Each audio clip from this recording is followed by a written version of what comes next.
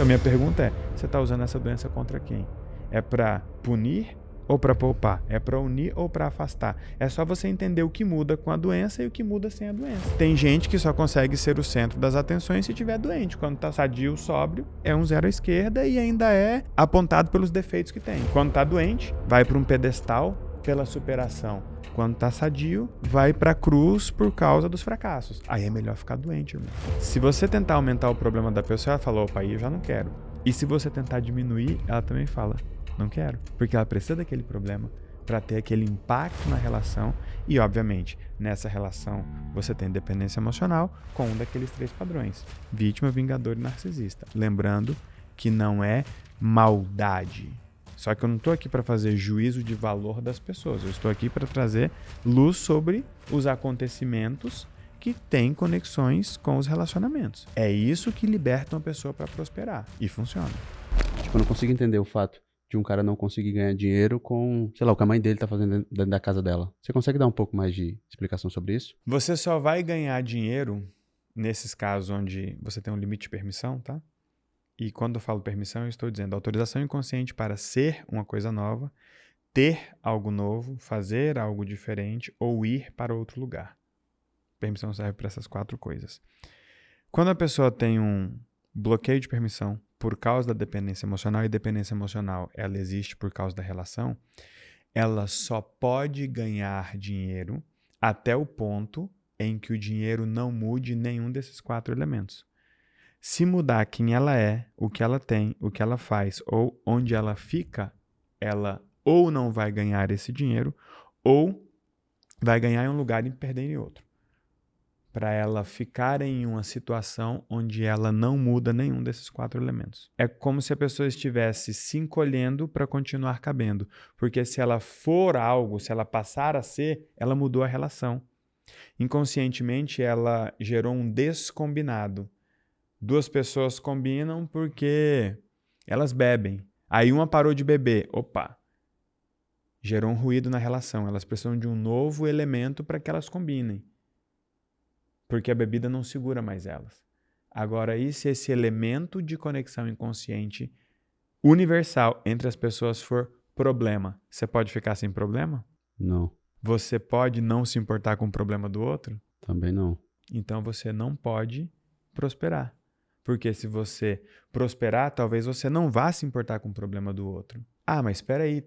Quem prospera tem mais condições de se importar com o problema dos outros. O problema é que muitas vezes essa condição vira uma obrigação. Aí o cara vira e fala, se for para eu prosperar um pouco a mais e ter que me responsabilizar pelos problemas de todo mundo só porque eu tenho condição, não quero prosperar isso um pouquinho a mais. É uma forma de dizer não. Inconscientemente. Inconscientemente. Tudo que eu falo é inconscientemente. A minha análise é uma análise do inconsciente.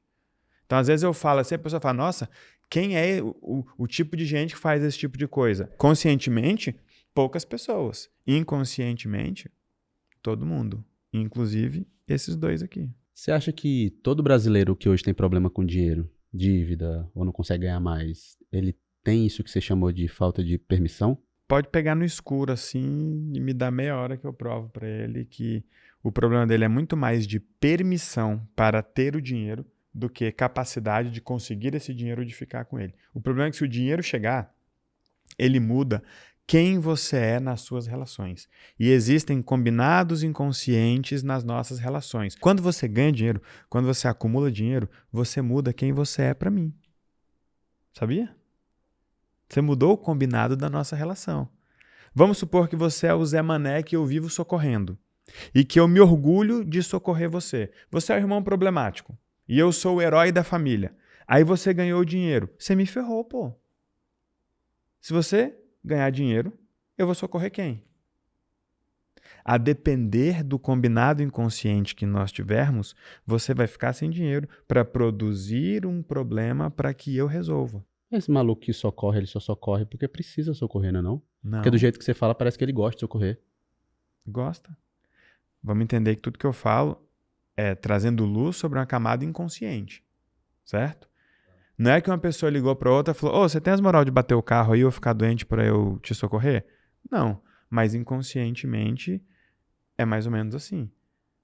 É daí que vem toda a estrutura da teoria da permissão. Tipo aquela blogueira que posta que tá no hospital cuidando da mãe que a mãe tá doente. A blogueira que posta que tá no hospital doente também.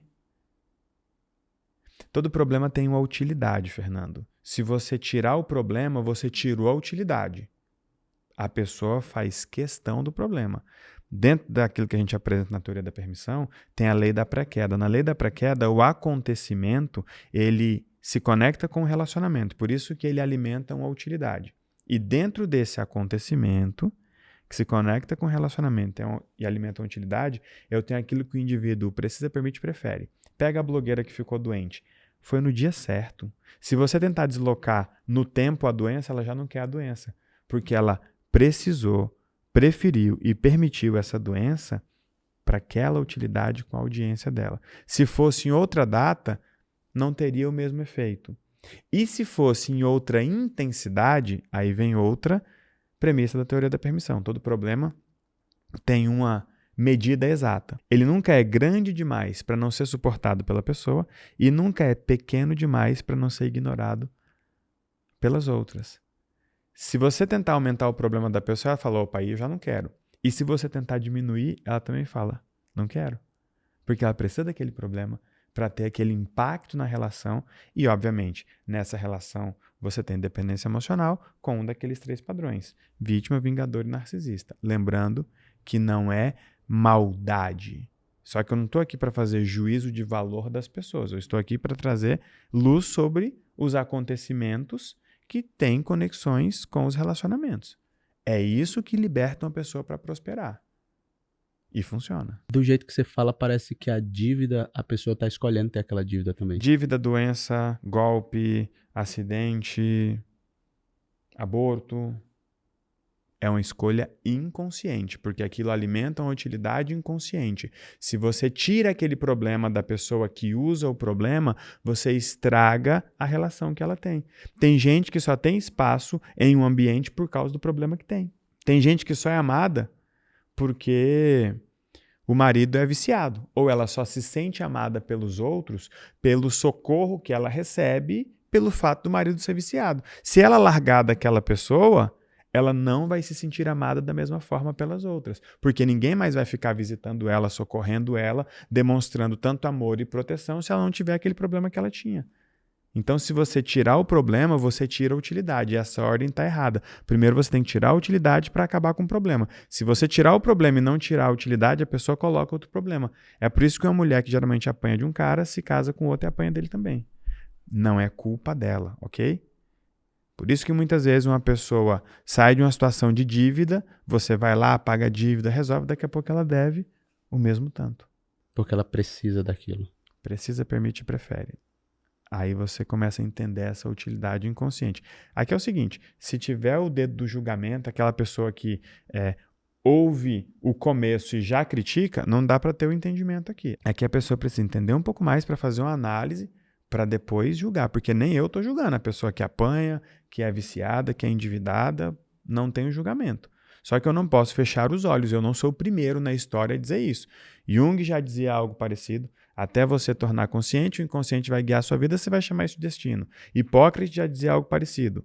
Antes de tentar curar alguém, pergunte se ela está disposta a abrir mão daquilo que adoeceu. Como é que você vai perguntar para uma pessoa? Essa é a birra de quem está aí fora. Como assim perguntar para uma pessoa? Tem que perguntar, pô. Só que a pergunta que ele fazia é, está disposta a abrir mão do que te adoeceu? Minha pergunta é, você está usando essa doença contra quem? É para punir ou para poupar? É para unir ou para afastar? É só você entender o que muda com a doença e o que muda sem a doença. Tem gente que só consegue ser o centro das atenções se estiver doente. Quando está sadio, sóbrio, é um zero à esquerda e ainda é apontado pelos defeitos que tem. Quando está doente, vai para um pedestal pela superação. Quando está sadio, vai para a cruz por causa dos fracassos. Aí é melhor ficar doente, irmão.